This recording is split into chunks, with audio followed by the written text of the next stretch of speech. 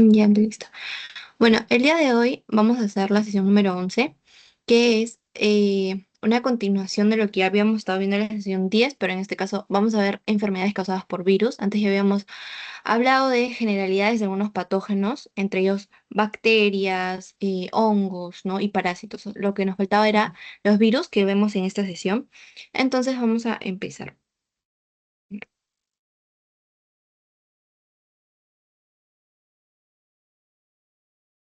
Entonces, lo primero que vamos a ver son un poco de generalidades de los virus. Para eso tenemos que saber que los virus son causantes de infecciones agudas y crónicas. Ya son causantes de infecciones agudas y crónicas importantes. Y como habíamos mencionado, una característica distintiva es que tienen tanto su actividad metabólica como su reproducción lo hacen de manera independiente o que no lo pueden hacer de manera independiente. Esto quiere decir que van a necesitar alguna célula huésped para poder reproducirse, ¿no? Por eso que no son independientes de su actividad metabólica o su reproducción. Van a necesitar nuestra maquinaria genética para poder reproducirse, básicamente. A diferencia de bacterias u hongos, ¿no? Luego también tenemos que debido a esta característica se consideran parásitos intracelulares estrictos, lo que quiere decir que necesitan células vivas para poder multiplicarse. Con respecto a su clínica, puede ser poco demostrativa en algunos casos, es decir, presentar procesos asintomáticos o lo que se llamaría parte de la infección o enfermedad subclínica, o también procesos prodrómicos en el que hayan síntomas inespecíficos antes de que como tal inician las manifestaciones clínicas de la enfermedad por un virus en específico, ¿no? Entonces, la clínica puede ser a veces poco demostrativa y también se puede relacionar a infecciones de tipo mixta. Eso quiere decir que no solamente puede haber una infección bacteriana, sino también puede incluirse una infección vírica, sino también puede incluirse una infección bacteriana y una infección micótica, ¿no? Ya. Además, otro punto es que son incurables. Algunas infecciones por virus son incurables, por ejemplo, está el VIH, ¿no? El SIDA. Y también está dado o va a responder, va a darse una respuesta inmediata, que sobre todo está dado por los natural killer, que como había mencionado y habíamos mencionado en otras clases, son células que se encargan de matar, erradicar células infectadas, no como tal el microorganismo, es decir, no como tal el virus, sino la célula infectada por este virus. Y también tenemos lo que corresponde a la respuesta retardada, que ya corresponde a la inmunidad tanto humoral como celular. Y también otra característica importante es que se han utilizado a veces, se han empleado algunos virus como arma biológica o tienen una replicación que necesita prácticas de bioseguridad bastante estrictas, ¿no? De aquí la característica o la generalidad más importante es esto, ¿no? Que no son independientes tanto en su actividad metabólica y tampoco en su reproducción. Lo que quiere decir que necesitan otras células, específicamente nuestra maquinaria, que nosotros somos huéspedes de estos virus para poder replicarse. Ya. Luego tenemos un poco de la historia en cuanto a los virus.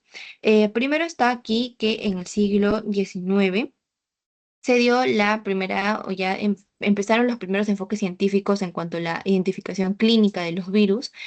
Sobre todo al inicio fue la investigación de la viruela y la rubiola. ¿Ya? Luego también se descubrió el virus del mosaico del tabaco en el mismo siglo, en el siglo XIX, que es un virus ARN que infecta a algunas plantas. Luego, avanzando en la primera mitad del siglo XX, se dio el descubrimiento de numerosos virus, otros, por ejemplo, la fiebre amarilla, el poliomavirus, ¿no? Otros. En 1940 ya hablamos de el descubrimiento o el uso de bacteriófagos como modelos de replicación viral. Estos bacteriófagos, que también lo habíamos mencionado en la clase anterior, son virus que infectan bacterias y que las utilizan, en este caso utilizarían su maquinaria genética para poder replicarse. Esto pasa en 1940 y ya a finales de los 40 también se hace lo que es el cultivo de poliovirus o el cultivo en tejidos. Y también lo más importante es que inicia la era de las vacunas y ya se empiezan a crear algunas vacunas, ¿no? Em, bueno, y actualmente es continua la investigación en los virus, ¿no? Sobre todo para la búsqueda de tratamientos genéticos.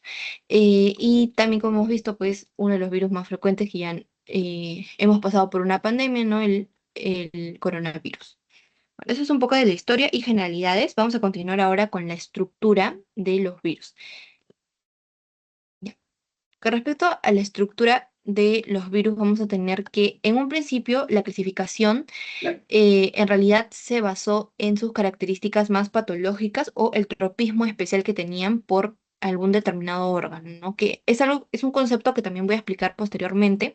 Cuando hablamos de tropismo, lo había dicho a grandes rasgos en la anterior clase, que significaba como la preferencia o afinidad que tenía este patógeno por algún órgano en específico del cuerpo. Pero vamos a ver que se debe a la presencia de receptores a los que llega, o receptores que justamente interaccionan o se produce una interacción entre el virus y el huésped, y es por eso que va a estos órganos en específico. Por eso, inicialmente se clasificaba gracias a su tropismo, ¿no? Por ejemplo, los virus de la hepatitis en el hígado, ¿no? O también características epidemiológicas, pero actualmente la clasificación de los virus se basa en su morfología, en el tipo o la estructura de los ácidos nucleicos que presenten, en la replicación que presenten o la simetría o forma de su cápside y la presencia o ausencia de su envoltura lipídica que vamos a ver después. Entonces, para explicar un poco, como vemos aquí en la imagen, un virus tiene, acá está su material genético, que puede ser ADN o ARN, y que está envuelto por esta nucleocápside. Esta de aquí, esta es la nucleocápside, ¿no? Es en realidad una cubierta proteica está conformada por una combinación del ácido nucleico viral y también proteínas de la cápside circundante. Entonces ahí es donde mantiene al material genético del virus. Ahora, además de esto, un virus puede presentar o no envoltura. Acá vemos uno sin envoltura y otro con envoltura. Y lo que hay que tener en claro es que aquellos que presenten esta envoltura o cubierta lipídica tienen una protección adicional porque precisamente son virus que son sensibles al ambiente o a cambios en el ambiente. Y sobre todo los que tienen envoltura son aquellos transmitidos por vía respiratoria, por vía parenteral o por vía sexual. Ya. Mientras que los que no tienen envoltura sí son más estables a cualquier condición ambiental. Por ejemplo, son aquellos transmitidos vía fecal oral, en su mayoría.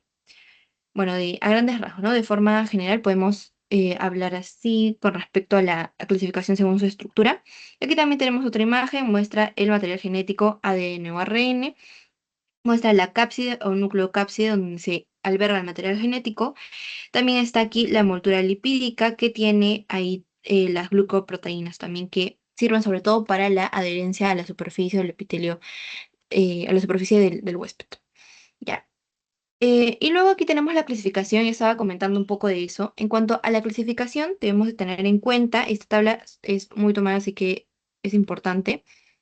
Sobre la clasificación, hay que tener en cuenta de que vamos a dividirlo en aquellos que contengan ARN y los que sean de ADN, ¿no? Eso es lo más general en cuanto a la clasificación.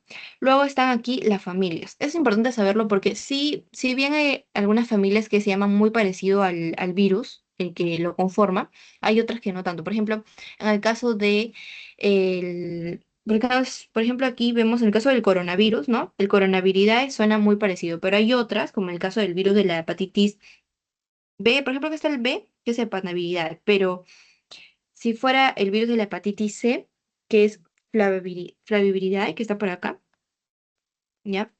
Eso sí sería distinto, pues, ¿no? Acá no está agregado en la tabla, pero igual acá lo estoy agregando. Entonces, el nombre de la familia es distinto. Entonces, por eso es importante saber también tanto la familia como el virus del que estemos hablando.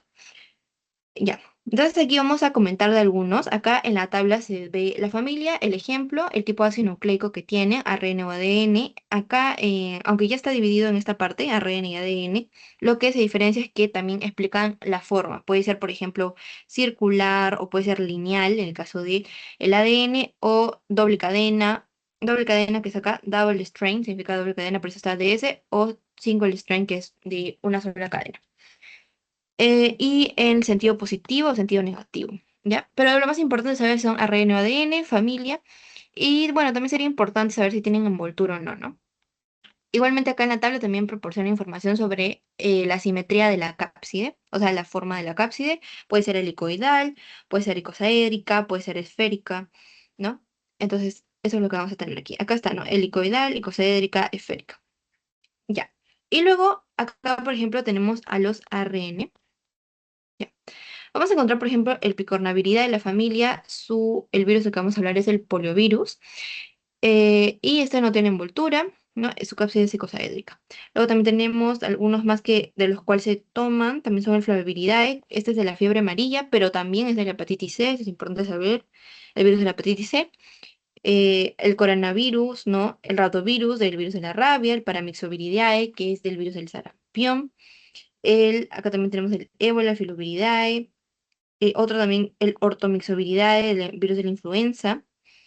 El reoviridae, el rotavirus, retroviridae, el VIH.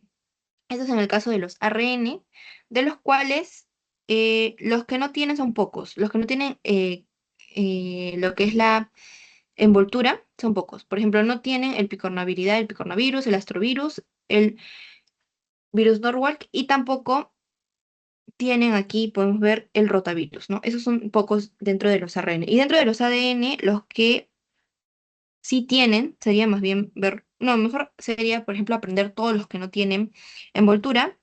De aquí están el parvoviridae, el poliomaviridae, el papilomaviridae, el adenoviridae. Acá también están algunos o menos. En cuanto a los ADN, tenemos el hepatnaviridae, por ejemplo, el para la hepatitis B, el parvoviridae también del parvovirus, el poliomaviridae para el virus JC, el papiloma viridae para el virus del papiloma humano, el adenoviridae adenovirus y el herpes viridae para el virus del herpes simple y también el pox viridae para el vaccinia virus. Entonces, estos un poco de, algunos de estos son los que vamos a ver.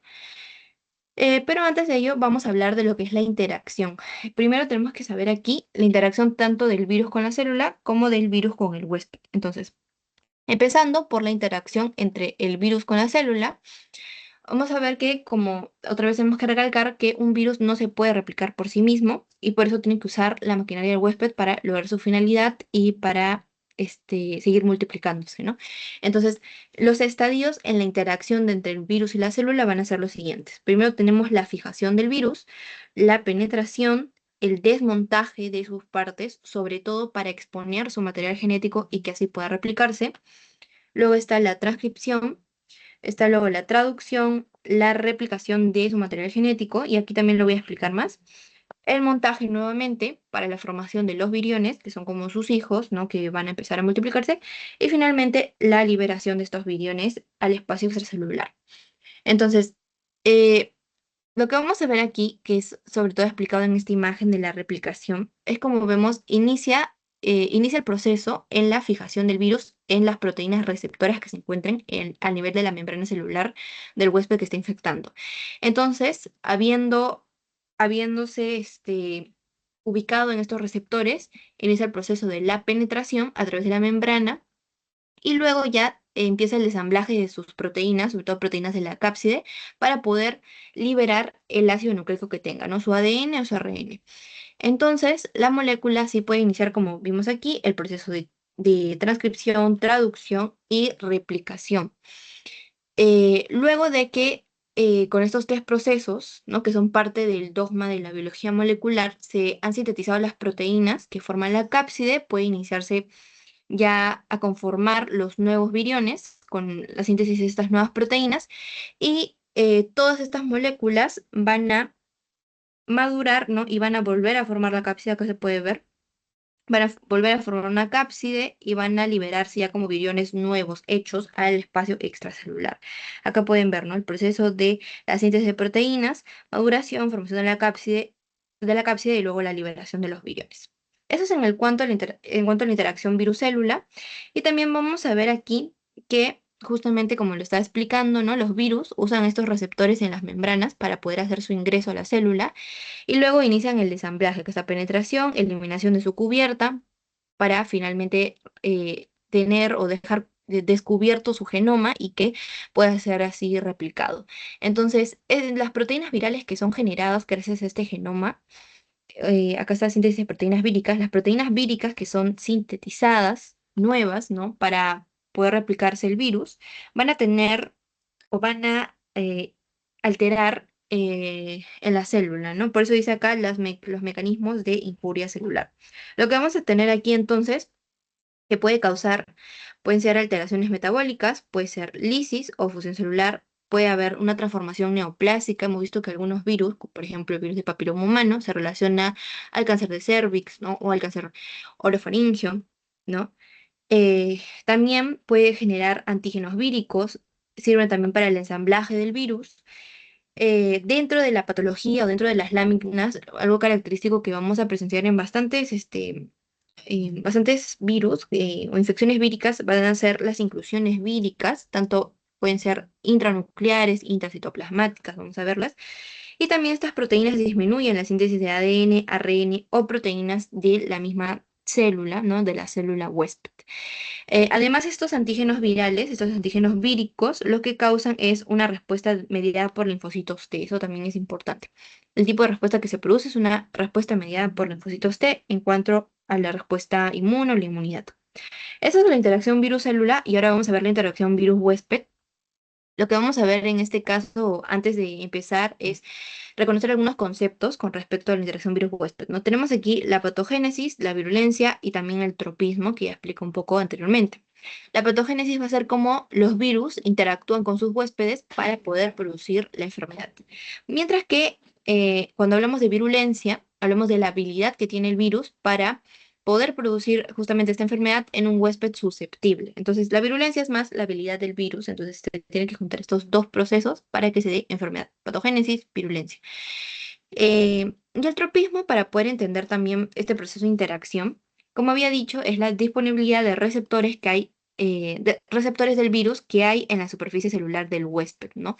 Entonces, si vamos a tener ciertos receptores que podrían tener una afinidad ya con algunos virus y por eso ser o darles esta ventaja o, eh, mejor dicho, no, darles a los virus como este camino para que puedan llegar a algún lugar y ser ese su órgano específico que vayan a alterar, ¿no?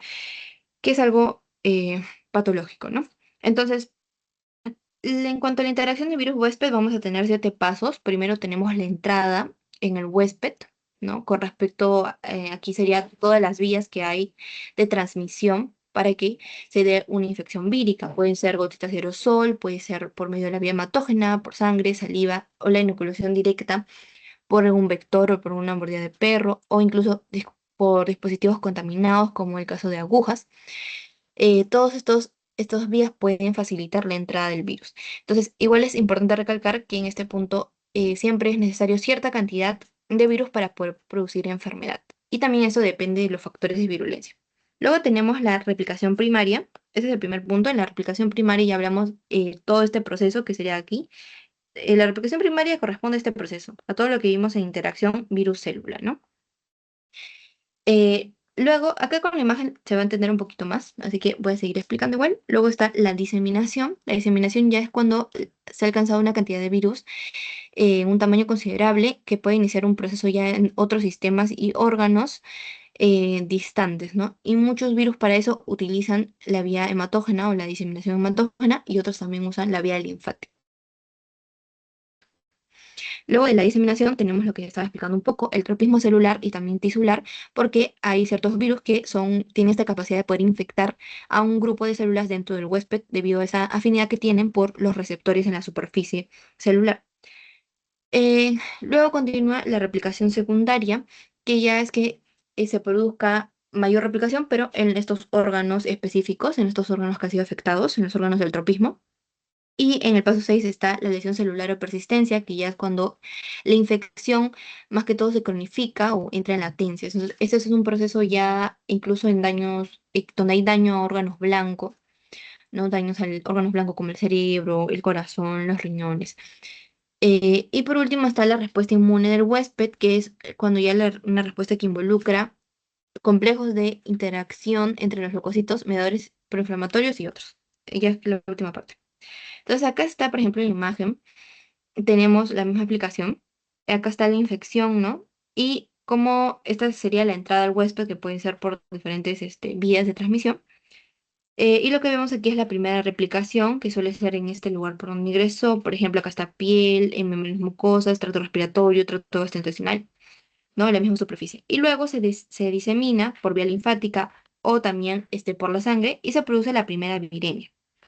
Luego de la primera viremia, que es importante recalcar, se va a dar la segunda replicación, que habíamos dicho que ya es en esos tejidos donde hay tropismo, ¿no? La replicación secundaria se produce ya cuando aquí, luego de la primera viremia, se produjo el tropismo, es decir, se reconocieron receptores específicos para estos órganos y es ahí donde viajó el virus. Luego está también la segunda viremia, que es cuando sigue diseminándose por la sangre, y luego ya llega a otros órganos porque ya ha alcanzado una cantidad mucho más adecuada, mucho más considerable, entonces puede incluso atacar órganos blancos. Y acá están algunos ejemplos de ya a qué otros órganos podría infectar el virus, dependiendo, ¿no? Por ejemplo, acá está el virus de la varicela zoster en la piel, ¿no? Eso sería con respecto entre la interacción virus-célula y virus huésped. Ya. Y estos son los virus humanos y algunas enfermedades en las que se relaciona. Eh, Acá vamos a ver la organización según los sistemas. Por ejemplo, desde que estamos hablando del sistema respiratorio, los ejemplos, algunas especies de virus que vamos a encontrar son el adenovirus, que produce infecciones de la vía respiratoria superior e inferior, también conjuntivitis y diarrea. Sobre todo acá lo más importante es saber cuáles son los virus de los que estamos hablando según sistema, porque es importante diferenciar dónde es la afectación según los virus. Entonces, en el respiratorio tenemos adenovirus, tenemos rinovirus, virus de la gripe A y B y el virus sincicial respiratorio. Luego, en el aparato digestivo, los virus que pueden afectar son, acá voy a poner con otro color, son el virus de la parotiditis, el rotavirus, que causa gastroenteritis en niños, el norovirus, que causa gastroenteritis general, virus de la hepatitis A, de la hepatitis B, C, D y E, ¿no? Ahí está también eh, sus formas víricas, tanto agudas como crónicas. Aquí entonces en digestivo todas las hepatitis, parotiditis, rotavirus y norovirus. En cuanto a erupciones cutáneas, vamos a encontrar al virus del sarampión, virus de la rubiola, virus de la varicela zoster, herpes simple tipo 1 y herpes simple 2, ¿no? Recordemos que el simple tipo 1 es el que causa afectación o causa el herpes oral y el herpes simple tipo 2 causa el herpes genital. Después ya en la explicación del herpes voy a explicar un poquito más cómo es la clínica y también cómo se ven las láminas patológicas. Y luego está los virus que causan trastornos hematológicos. Aquí encontramos, por ejemplo, el citomegalovirus, también el virus del Epstein-Barr, que causa la mononucleosis infecciosa, y el virus de inmunodeficiencia humana 1 y 2, ¿no? Que es el SIDA.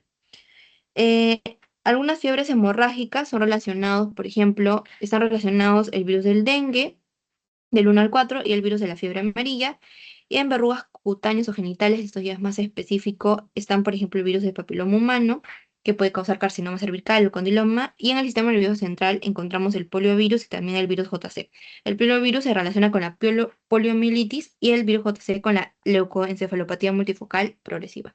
Entonces, esos son los virus según sistemas. Y ahora sí vamos a ver los virus por algunas familias. Estos son los virus más importantes de los que se recalca en la teoría. Entonces, vamos a empezar primero por la enfermedad por paramyxovirus, ¿no? Aquí vamos a tener la familia Paramyxoviridae. Vamos a hablar de dos, aunque en realidad en esta familia no solo vamos a hablar de sarampión y de parotiditis. Y en realidad en esta familia también están otros virus de los que no se comenta. Son, por ejemplo, también el virus incisional respiratorio, el virus paragripal, que es el causante de la CRUP, que es la laringotraqueobronquitis, y otros, ¿no? Pero los que vamos a hablar de la familia Paramyxoviridae son el sarampión y la parotiditis o la enfermedad de las papilas, también se le llama.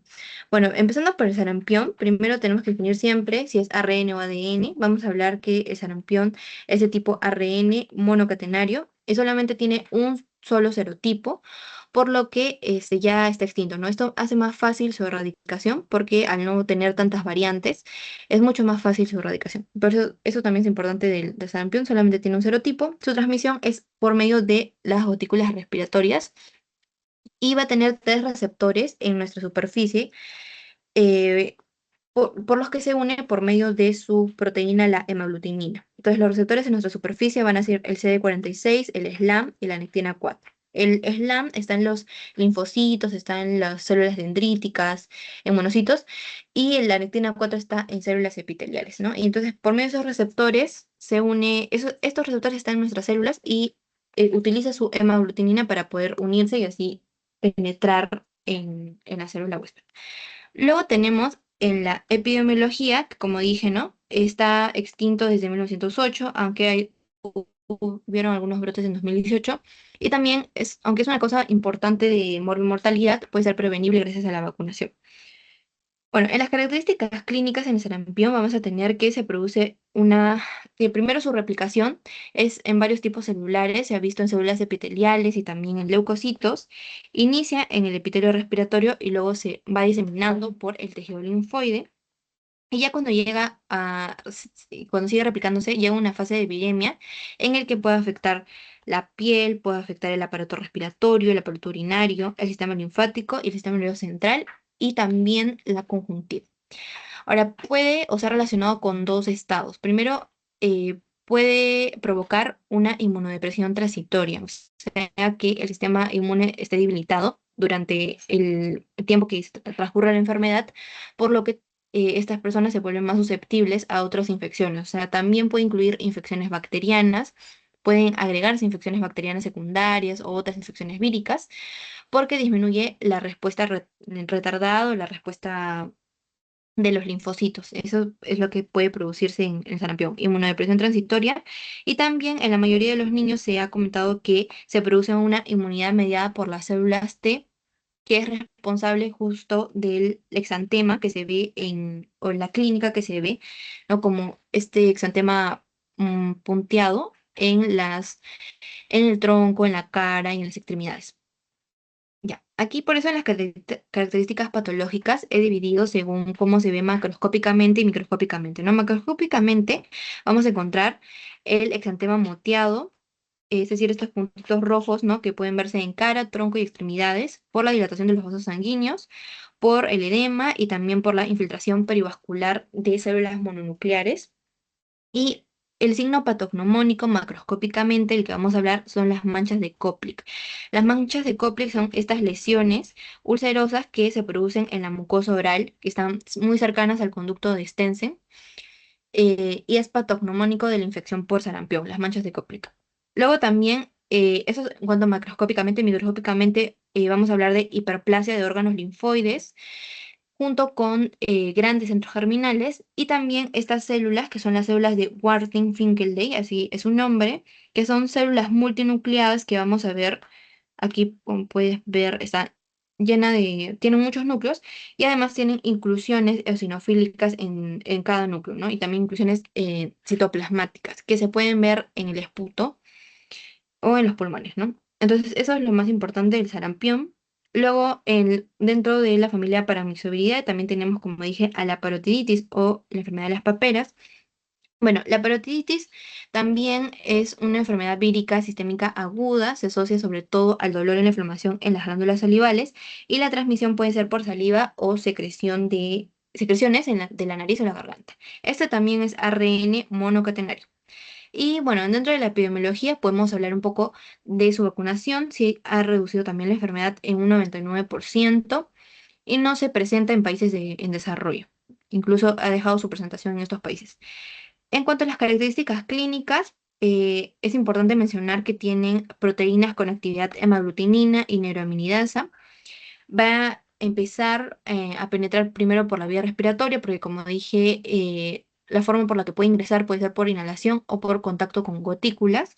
Entonces penetra en la vía respiratoria, luego se replica en los linfocitos de los ganglios linfáticos y por esta misma vía empieza a diseminarse a las glándulas salivales. Entonces es ahí donde causa por eso es que se le denomina paperas también, porque empieza a causar edema e inflamación de las glándulas salivales, ¿no? E incluso puede causar escamación en los conductos salivales o esfacelación de los conductos. Entonces, diseminan las glándulas salivales, vamos a ver edema, inflamación y también eh, la esfacelación. Ya. Y luego están algunas complicaciones con respecto a la parotiditis que no suele ser muy frecuente, se presenta en el 1% de las personas infectadas con este virus. Puede presentarse meningitis aséptica, pancreatitis, oforitis y también orquitis y epidimitis. Aquí vamos a ver un poquito más de esas presentaciones. Pero bueno, en cuanto a las características patológicas, Macroscópicamente lo que vamos a ver es la parotiditis bilateral. En un 70%, perdón, se presenta parotiditis bilateral. O sea, no solamente de un lado, sino los dos lados están inflamados, ¿no? Las dos glándulas están aumentadas de tamaño. También, además de que están aumentadas de tamaño, tienen consistencia blanda, húmeda y un color marrón rojizo. Y microscópicamente vamos a ver edema en el intersticio glandular, eh, en el intersticio glandular y también infiltrado difuso de macrófagos, de linfocitos y algunas células plasmáticas. Cuando se presente junto con orquitis, vamos a encontrar tumefacción testicular y también edema y por último infiltrado mononuclear en esta zona con hemorragias focales. Pero sobre todo es aquí la tumefacción testicular, esa es la orquitis. Y eso puede incluso originar cicatrices en esta zona, puede generar atrofia en el testículo también y por lo tanto llevar a problemas de infertilidad. Y también comenté que otra de las complicaciones puede ser la pancreatitis, donde puede darse la liberación de las enzimas pancreáticas, y ya lo habíamos visto esto en la primera sesión. Cuando se liberan las enzimas pancreáticas se genera la necrosis grasa, ¿no? Entonces por eso acá está en la pancreatitis, necrosis parenquimatosa grasa y también presencia de neutrófilos. Eso es en cuanto a los de la familia Paramyxoviridae. Ahora vamos a ver a las enfermedades causadas por los enterovirus. Solamente mencionamos al poliovirus. Bueno, este también es ARN esférico y no encapsulado. Causa también una infección sistémica aguda y la transmisión del poliovirus va a ser fecal oral. La vacunación también ha ayudado mucho a erradicar en la mayoría de países esta enfermedad, pero aún se puede encontrar en algunos países pobres o países que están en conflicto bélico, ¿no? Que viven en constante conflicto, como en África. En cuanto a las características clínicas, puede verse un cuadro leve y autolimitado, pero también puede llevar a parálisis de músculos respiratorios o incluso de extremidades. La forma por la que ingresa o el receptor por el que ingresa va a ser el receptor CD155, luego empieza a replicarse por la mucosa gastrointestinal, disemina por la vía linfática y también utiliza la vía hematógena.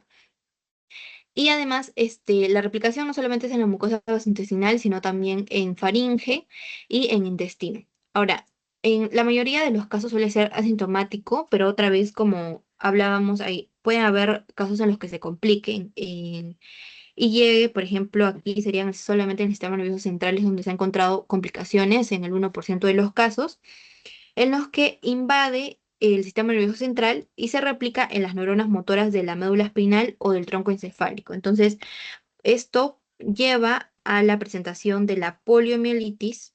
En el caso de la médula espinal es la poliomielitis espinal y en el caso de que invadiera el tronco encefálico es la poliomielitis vulvar. Esas son algunas complicaciones que se han visto por poliovirus. Y en cuanto a las características patológicas, nos explican también cómo se vería en el sistema nervioso central si es que se dieran estas complicaciones. Los hallazgos que se pueden encontrar son linfocitos en las leptomeninges o linfocitos perivasculares, nódulos microgliales, gliosis, satelitosis o infiltrados mixtos parenquimatosos. Acá en la imagen también se ve, por ejemplo, el infiltrado, ¿no? Mononuclear, sobre todo, lo que vamos a encontrar son células mononucleares, edemas, también podemos encontrar edemas, o infiltrado inflamatorio mixto, en esta parte de acá, infiltrado inflamatorio mixto. Ya, eso es lo que encontramos en el poliovirus. Y luego están las enfermedades por herpes virus. Acá vamos a encontrar de los que ya había estado mencionando un poco, ¿no? Virus del herpes simple, están primero el tipo 1 y el tipo 2, que estos son todos los herpes son ADN, por eso acá igual lo puse en las tablas para que se tenga igual, porque a diferencia de los otros hay algunos que son ARN, ADN. Bueno, en el caso del herpes, de todos los tipos son ADN. El herpes 1 y 2 son ADN bicatenario, igual que los que vamos a ver después en esta familia. Entonces, bueno, en cuanto a la definición de generalidades en el herpes simple, que son el 1 y el 2, los tipo 1 y tipo 2 pueden causar un espectro bastante amplio de enfermedades porque incluyen infecciones orolabiales, genitales o lesiones dérmicas. Sobre todo acá está el panaizo herpético. ¿Ya? El panaizo herpético va a ser lesiones dolorosas como eritemas que se pueden ver en dedos y palmas de las manos, pero sobre todo se relaciona al virus del herpes simple tipo 1. Ese es con el 1. El panadizo herpético lo vamos a ver con el 1. Y también lo que sí es importante recalcar es que el herpes puede causar infecciones graves o diseminadas, pero en pacientes que estén inmunocomprometidos o en pacientes neonatales. Ya acá está, en inmunocomprometidos o neonatales. Y bueno, la transmisión, en el caso del tipo 1 tipo 2 son contacto directo con la piel, con saliva o membranas mucosas afectadas. Ahora, con respecto a la epidemiología, la mayoría de personas en realidad han estado expuestas al herpes a temprana edad y las infecciones que se producen en el caso del herpes tipo 1, herpes simple tipo 1, van a ser infecciones orolabiales de este tipo, que se pueden ver ulceraciones cerca a la boca, y en el caso del virus de herpes simple tipo 2, las infecciones son genitales, ¿no? Sobre todo también se pueden ver úlceras o úlceras sobre todo en lo que son en la parte cuando se trata del virus de herpes simple tipo 2. Ya. Y luego acá están las características clínicas. La infección primaria y recurrente puede presentarse de forma asintomática, pero cuando es sintomática mucocutánea, o sea, acá estaríamos hablando del tipo 1, puede presentar picazón, puede presentar vesículas, y acá están, ¿no? Las úlceras orofaringeas dolorosas, que también cuando son orofaringeas hablamos de la gingivoestomatitis. También incluiríamos acá el panadizo herpético y las complicaciones dentro de la enfermedad mucocutánea van a ser la dificultad para la alimentación, ¿no? Por estas úlceras que están presentes aquí en toda la parte de la orofaringe o también que se presente junto con superinfección bacteriana. Ahora, también pueden haber recurrencias, o sea, que vuelva a otra vez, una vez de que ya pareciera que la enfermedad ha desistido, otra vez vuelva a reaparecer esta picazón o vesículas, úlceras orofaringeas, que son comunes por estrés celular, por enfermedades o por cambios hormonales. Y en cuanto a su forma sistémica, en el herpes simple vamos a encontrar que se puede propagar también o puede afectar a pulmones, hígado, cerebro y otros órganos, ¿no? Bueno, ahora lo más importante, las características patológicas. Lo que vamos a ver macroscópicamente, como ya había estado mencionando, son unas vesículas que están llenas de líquido y que se agrupan en una base eritematosa. Así se caracterizan. Vesículas, como se ve acá en la imagen, llenas de líquido en una base completamente roja, eritematosa y hinchada, ¿no? Y microscópicamente lo que vamos a ver son dos tipos de inclusiones intranucleares. Justo veíamos que dentro de las características de los mecanismos de injuria que hacen los virus, algo característico es esto, las inclusiones intranucleares que se pueden ver en las láminas patológicas. Entonces, el tipo de inclusiones que hace o que se ve en el herpes simple van a ser el Cowdry tipo A y también el de tipo vidrio esmerilado. Acá se puede ver, acá pues unas imágenes del Cowdry tipo A, acá se puede ver el núcleo y cómo acá está la inclusión. Se ve muy, muy rosado, ¿no? Eso sería del virus e incluso algunas células como vidrio esmerilado, que se ven como medias transparentes. Bueno, y también están los cambios citopáticos por el virus de herpes simple y se mencionan como 3M. Vamos a ver aquí multinucleación, vamos a ver moldeo nuclear y también marginación de la cromatina. Eso es lo que se puede presentar dentro de las características patológicas. También vemos, otras características también puede ser formación de ampollas en las mucosas y dentro de estas ampollas es donde encontramos estas células con inclusiones intranucleares que son Codri tipo A y vidrio esmerilado. Esto sí lo preguntan siempre. Por eso todo lo que esté resaltado amarillo siempre en cuanto a características patológicas es lo más importante.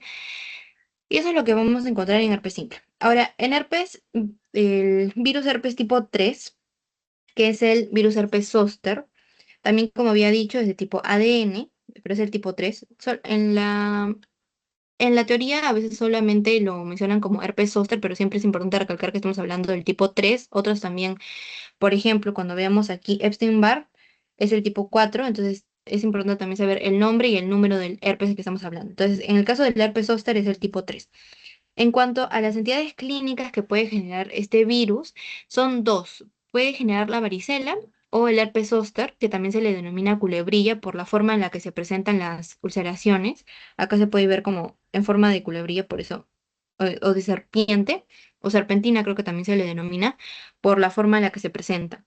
Ahora, esas son las dos entidades que se puede presentar. Y justamente se diferencia porque el virus de varicela zoster o, claro, virus de varicela, por eso acá también le ponen virus BZB, no, virus varicela zoster, provoca la varicela, mientras que si se reactiva, o sea, cuando esté latente y luego se reactiva, eso es lo que provoca el herpes zóster. Entonces, esa es la diferencia en cuanto a las entidades clínicas, ¿no? Normalmente provoca la varicela, pero si se trata de una reactivación del virus de varicela zoster, provoca el herpes zóster. Ya, pero son dos entidades clínicas que se pueden presentar. Ahora, la transmisión puede ser por aerosoles respiratorios, puede ser por eso acá también por contacto con las vesículas, las ampollas, saliva o los flujos nasales. En cuanto a la epidemiología, en realidad la varicela se va a presentar, acá podemos ver, la varicela se presenta más que todo en niños menores de 10 años, mientras que el herpes zóster se presenta en adultos mayores de 60 años y también tiene una presentación como infección congénita, pero es raro en gestantes menores de 20 semanas, ¿no? Ya. Ahora, en cuanto a las características clínicas, se pueden presentar fiebre y vesículas generalizadas que luego progresan a lesiones con costras. Acá progresan a lesiones con costras y pueden ocurrir en múltiples etapas esta progresión de las vesículas, ¿no? Ahora, en el caso del herpes zóster, lo que se diferencia es que puede haber picazón, entumecimiento, erupción vesicular, con distribución dermatomal. Lo que pasa es que en el cuerpo hay unos dermatomas y es por eso que adquiere esta forma de culebrilla, por eso se le llama también así cuando se presenta esta erupción vesicular en el caso del herpes zóster. Y también tiene una etapa pródromo de dolor, o sea que hay una etapa prodrómica con síntomas inespecíficos. Y acá está la presentación de lo que comenté, la infección congénita, en la que se presenta alta tasa de mortalidad, pero también bajo peso al nacer, erupción dermatómica también, microcefalia, signos neurológicos, puede haber defectos visuales en las extremidades o convulsiones.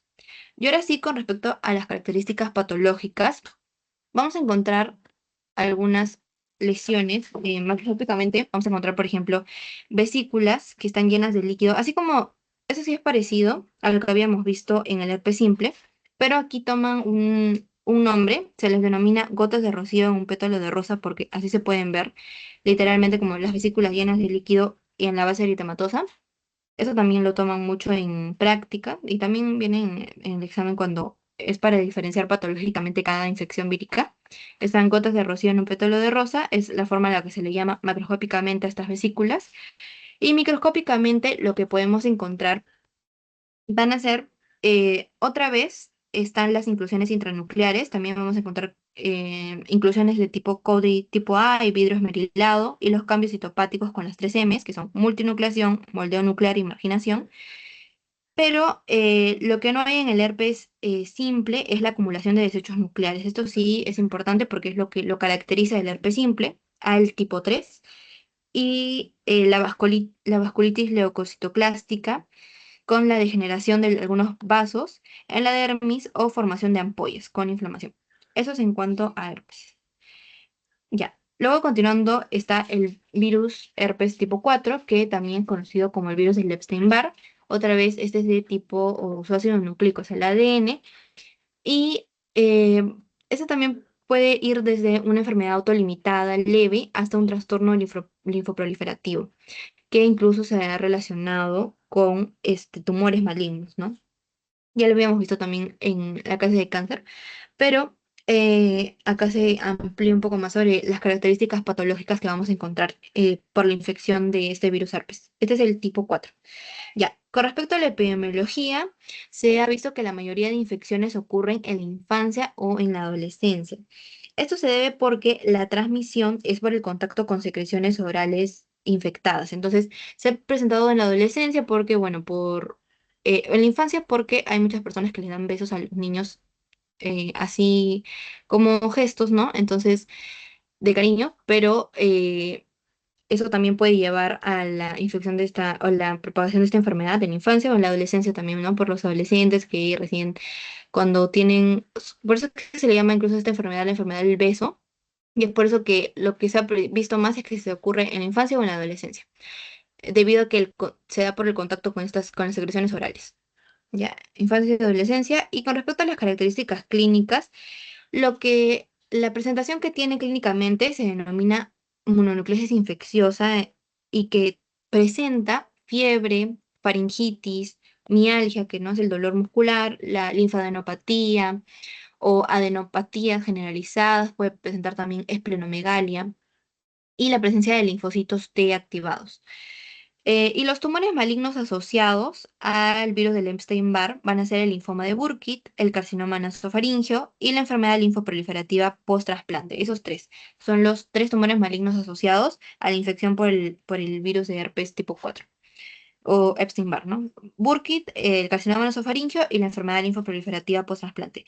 Otros trastornos que también se han relacionado son enfermedades relacionadas al cromosoma X, la ataxia telantásica y la leucoplasia vellosa horrible. Y en la microscopía o en las características patológicas, lo que es característico, aunque acá pareciera que no, porque dicen no específico, aunque igual lo van a mencionar luego en práctica, es la linfocitosis atípica, porque vamos a encontrar que hay muchos linfocitos, pero de formas distintas, ¿no? Acá dice que no es específico, pero igual se puede encontrar en la sangre periférica, ¿ya? La linfocitosis atípica. Si es que habláramos de la presencia del linfoma de Burkitt, podemos encontrar el patrón de cielo estrellado. Acá, esta es la imagen de los linfocitos atípicos. Acá están. Normalmente los linfocitos son de esta forma, ¿no? Son mononucleares, entonces más o menos tienen esa forma. Y acá, como pueden ver, son de formas distintas. Por eso son linfocitosis atípica en sangre periférica, lo que se va a encontrar por infección al Epstein-Barr. En caso de que también se encontrara el linfoma de Burkitt, encontramos el patrón de cielo estrellado, que es así se puede ver en la lámina porque los macrófagos han fagocitado a las células apoptóticas que están mandándose, mejor dicho, la apoptosis porque ya están infectadas. Entonces, eso es lo que se puede ver en un patrón de cielo estrellado. Todos los macrófagos que tienen dentro de estas células apoptóticas o que se han comido, han fagocitado a las células para poder eliminarlas finalmente, pero se ve de esa forma, ¿no? En el caso del linfoma de Burkitt, y si es que habláramos de un carcinoma nasofaríngeo indiferenciado, que también lo habíamos mencionado como un tumor maligno asociado, podemos ver que se trata, o lo que se va a ver son nidos de células escamosas, no queratinizantes y también infiltrado linfoide que esté rodeando. Ya. Y estas, no, todavía no. Ya. Entonces vamos a seguir con los herpes virus. Ya hemos visto el 1, el 2, el 3 y el 4. Ahora vamos a seguir con el herpes virus tipo 5, que también se denomina citomegalovirus, de esta forma, citomegalovirus. Y esto también es de tipo ADN. Lo que vamos a ver aquí es que es un virus omnipresente de tipo beta. Ya, justamente eso iba a agregar. Lo que ocurre es que además de esta clasificación por número, ¿no? Tipo 1, 2, 3, también hay otra clasificación por grupos. Y lo voy a agregar aquí. Hay un grupo que es el grupo alfa, que están incluidos los simples, el uno y el 2, virus herpes simple uno y 2, y también el 3, ¿no? Que hemos visto que es el de varicela zoster. Luego, en el grupo beta está el 6 y el 7, y también el citomegalovirus. O sea, el 5, 6 y 7, ¿no? 5, 6 y 7. Y finalmente, en el grupo gamma, vamos a encontrar al Epstein-Barr, que es el 4, el que hemos visto anteriormente, y el de sarcoma de Kaposi, que todavía no lo hemos visto, que es el 8. Entonces, eso también es importante. Saber esta clasificación también es importante. En el caso del citomegalovirus es el 5, por eso dice herpes beta, ¿no?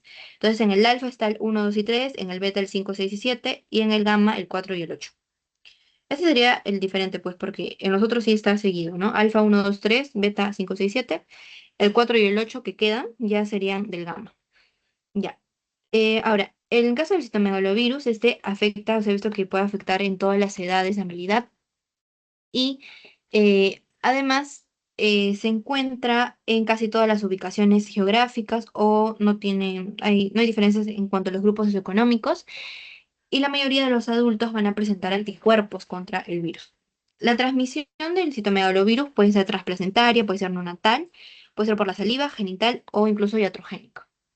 Bueno, y en cuanto a las características clínicas, lo que vamos a encontrar en el citomegalovirus, otra vez, puede presentarse una enfermedad sintomática leve, pero también puede haber otros casos en los que llegue a una enfermedad sistémica grave que involucre otros órganos, pero que también depende mucho de la edad del paciente o de su estado inmunitario. Ahora, la infección primaria puede ser asintomática e incluso se ha visto que causa un síndrome similar a la mononucleosis infecciosa que habíamos visto antes en el virus del Epstein-Barr, ¿no? Con fiebre, con linfadenopatías. Eso se ha visto en el citomegalovirus, pero también en el caso de infecciones congénitas o perinatales, claro, congénitas o perinatales, se han visto asociación con malformaciones congénitas. Y en cuanto a las características patológicas, aquí también podemos encontrar linfocitosis atípica, por eso mencionaban que en el Epstein-Barr la linfocitosis atípica no es específica, no es que sea, si es que se encuentra linfocitosis no significa que sea siempre Epstein-Barr, sino también puede ser citomegalovirus, pero este sería en el caso de una infección primaria por citomegalovirus, si es que incluiría una infección sistémica, se encuentran también inclusiones virales, lo que ya habíamos estado viendo, ¿no? Sobre todo son este tipo de inclusiones. Eso sí es característico aquí en el citomegalovirus, las inclusiones como ojos de búho. Lo que ocurre es que hay como estas inclusiones intranucleares que están rodeadas de un halo claro, que es un halo claro transparente. Entonces acá está todo el virus dentro del núcleo, pero también hay un halo claro, por eso se ven como ojos de búho, ¿no? Y también pueden encontrarse, además de las inclusiones dentro del núcleo, también inclusiones intracitoplasmáticas basófilas. Acá están otras imágenes de las inclusiones. Acá, por ejemplo, podemos ver otras imágenes de las inclusiones, o aquí también, ¿no? Como ojos de búho. Sobre todo que representa eso, que hay un halo claro fuera de la inclusión. Un halo claro que está rodeando la inclusión intranuclear. Ese es en el citomegalovirus. Y luego tenemos los virus, el último el herpes virus, tenemos el herpes virus tipo 8 o el que se llama también de sarcoma de Kaposi. Ese también ya lo habíamos visto en neoplasias. Bueno, en realidad se puede asociar a estas tres enfermedades. Tenemos que se puede asociar al sarcoma de Kaposi, se puede asociar a la enfermedad de Castleman multicéntrica y al linfoma de fusión primaria o linfoma de derrame primario. Esas son las tres enfermedades que vamos a ver y según también la presentación de estas tres patologías cambia las características microscópicas. Ahora, es importante saber que su transmisión del virus de sarcoma de Kaposi va a ser por medio de secreciones orales y tiene mucha más prevalencia en África subsahariana, en Medio Oriente y en países mediterráneos. Y también se ha visto que hay mayores infecciones, son más comunes las infecciones en hombres homosexuales en Europa y en Estados Unidos. Ahora, las características clínicas según la enfermedad, o si es que fuera una infección primaria, asintomática, ¿no? Acá está, por ejemplo, infección primaria inmunocompetente, o sea, que controlan la infección, no se asocia a un síndrome clínico específico, pero si es que habláramos de la primera, por ejemplo, empezando por el sarcoma de Kaposi, acá, vamos a encontrar neoplasias vasculares que afecten a la piel o a las mucosas o también a algunos órganos viscerales. Y sobre todo hay cuatro variantes clínicas que pueden encontrarse en el sarcoma de Kaposi. Puede ser el sarcoma de Kaposi clásico, mediterráneo, endémico, africano, post-trasplante o asociado a VIH. Y en el caso de la enfermedad de Castleman multicéntrica, lo que se va a encontrar si es que se diera esta patología por la infección del virus de herpes tipo 8, va a ser linfadenopatías en cadenas de los ganglios, ¿no? En los ganglios linfáticos, y también incluye aquí fiebre o síntomas constitucionales, ¿no? Síntomas constitucionales, astenia, o sea, debilidad, pérdida de apetito, que incluyen también además la fiebre. Ya. Y en el caso del linfoma de derrame primario, que dije que era otro también patología a la que se relaciona el sarcoma de Kaposi, el virus de sarcoma de Kaposi, es el linfoma de células B no Hodgkin y derrames neoplásicos en uno o más espacios, o sea, espacios, por ejemplo, el espacio pleural, el espacio pericárdico o el espacio peritoneal. Esas son las tres patologías que vamos a ver. Acá está macroscópicamente, en el caso del sarcoma de Kaposi, se van a presentar lesiones cutáneas, color morado o azulado, en planas o elevadas en las extremidades, con frecuencia. Y microscópicamente, acá también está la diferenciación. En el sarcoma de Kaposi podemos encontrar, como ya había dicho, neoplasias vasculares. Entonces, vamos a ver tumores altamente vascularizados, con proliferación de células fusiformes en espacios vasculares en forma de hendidura. Eso también viene en exámenes, sobre todo la diferenciación entre las tres patologías a las que se relaciona este virus, ¿no? El del herpes tipo 8. En el sarcoma de Kaposi vemos tumores vascularizados con células fusiformes y que además presentan espacios vasculares en forma de hendidura. Que si no me equivoco es esta imagen. Ajá, esta imagen, acá sí, espacios en forma de hendidura donde están completamente llenos de vasos o sangre. Bueno, la otra patología que vimos es la enfermedad de Castleman multicéntrica, ¿ya? Aquí lo que vamos a encontrar, esta es de Castleman por si acaso, esta es de Castleman por si ahí está la C, es la expansión de espacios interfoliculares y también vamos a encontrar células plasmáticas, acumulación de plasmablastos en zonas de manto de los ganglios linfáticos.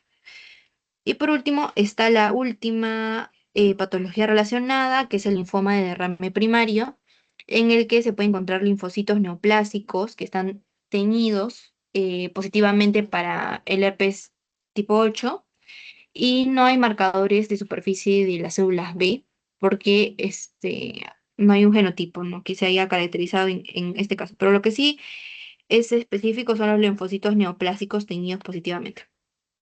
Ya. Eso con respecto al herpes. Y ya finalmente vamos a ver los de hepatitis.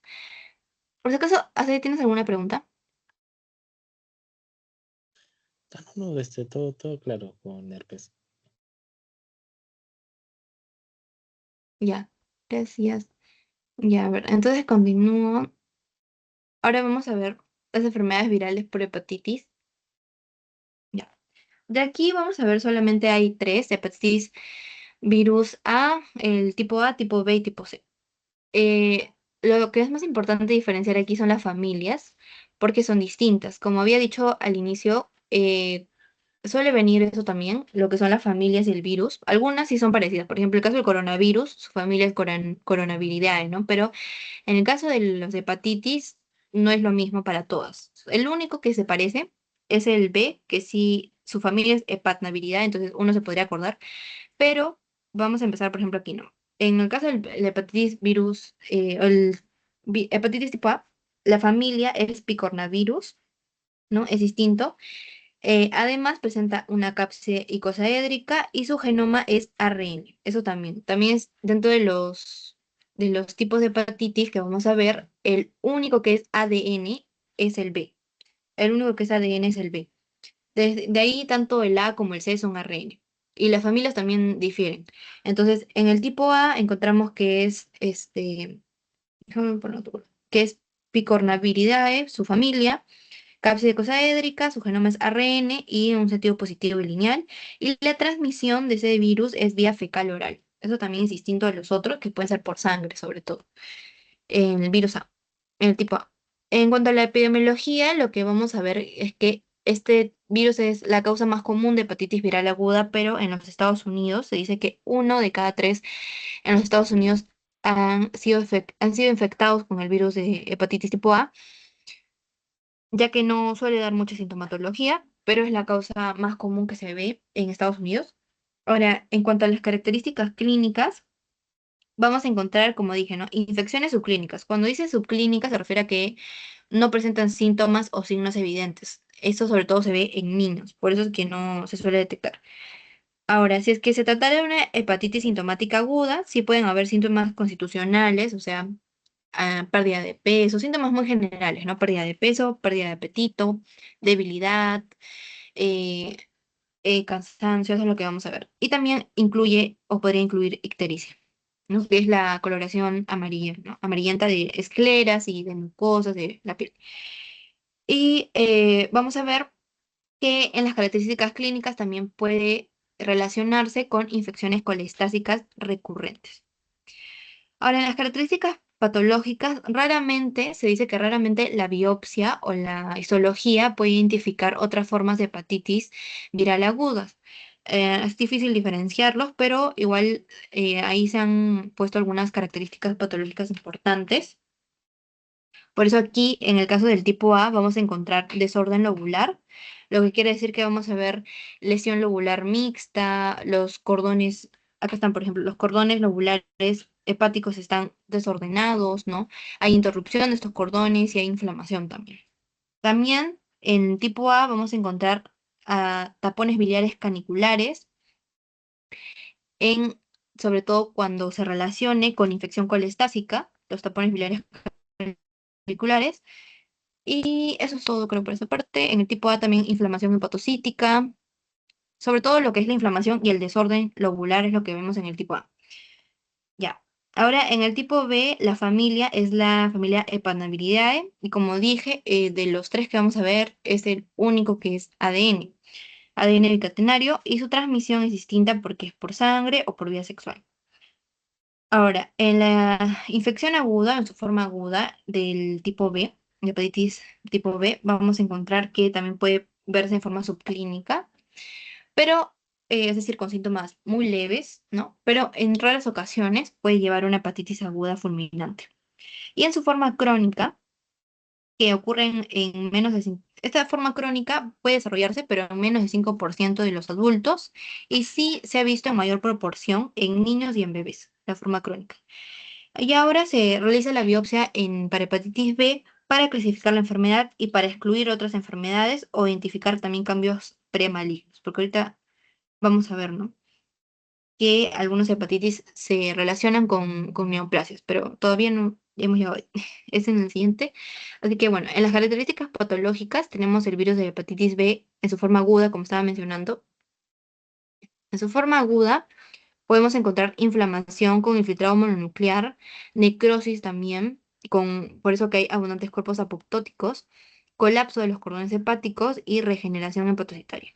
Y en su forma crónica vamos a encontrar inflamación portal, hepatitis en interfase, hepatitis en los lobulillos y también fibrosis hepática.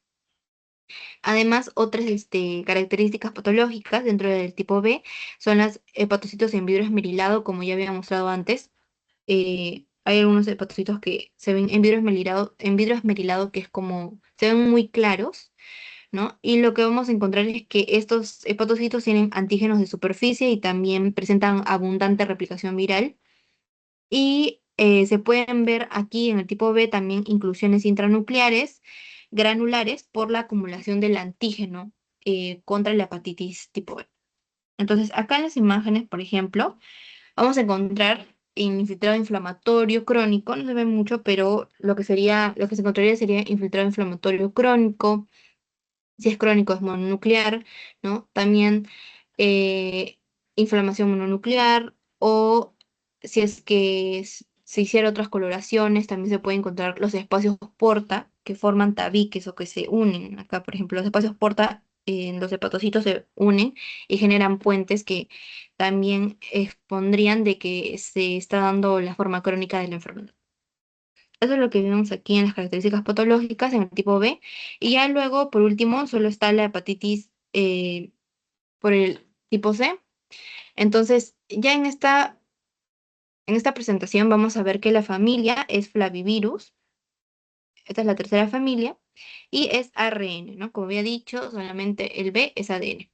Ahora, su cápside es esférica y la transmisión de aquí también es solo por contacto o por la sangre.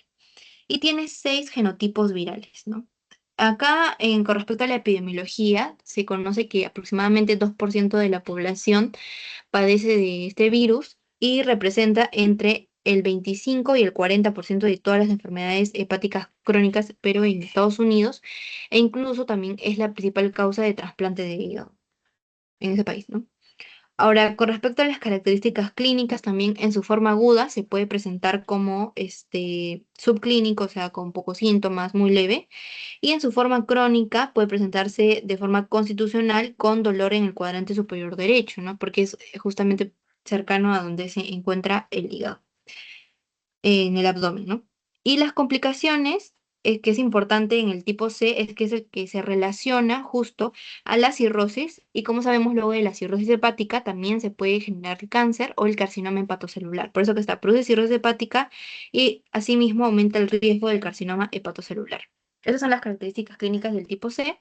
En cuanto a las características patológicas, también se puede acá expandir los tractos porta por la inflamación crónica, como mencionaba, si es que los espacios porta están rellenos, por así decirlo, están muy conectados, ¿no? Y se ven de mucho color, sobre todo en la coloración tricrómica, es que se está hablando de una forma crónica de la enfermedad. También se pueden haber agregados linfoides y algo característico de hepatitis tipo C el virus de la hepatitis tipo C va a ser la esteatosis macrovesicular, que es esta generación de vesículas llenas de lípidos en el hígado, en los hepatocitos, y macrovesicular porque son mucho más grandes de lo normal, así se ve, macrovesicular, así como se van a ver, ¿no? Son vesículas llenas de lípidos. Y luego también se puede presentar grados de fibrosis, pero ya depende de la progresión de la enfermedad. Sobre todo fibrosis también se puede ver en los espacios porta. Acá se puede ver, ¿no? Acá, esta es una imagen de el PPT de práctica, porque ahí también les hacen la diferenciación entre, sobre todo que les hablan de tipo C, porque es donde vemos más características, que sobre todo esta esteatosis macrovesicular y la fibrosis. Por ejemplo, aquí en esta imagen se ve como hay depósito de tejido fibroso en el espacio porta, ¿no? Que ya estaríamos hablando también de un estado crónico. Y bueno, eso sería todo.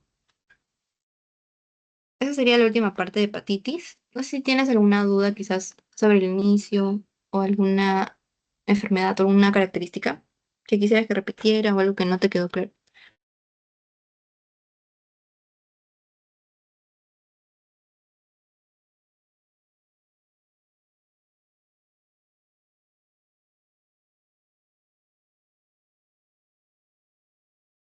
No, creo que sí, todo me quedó claro.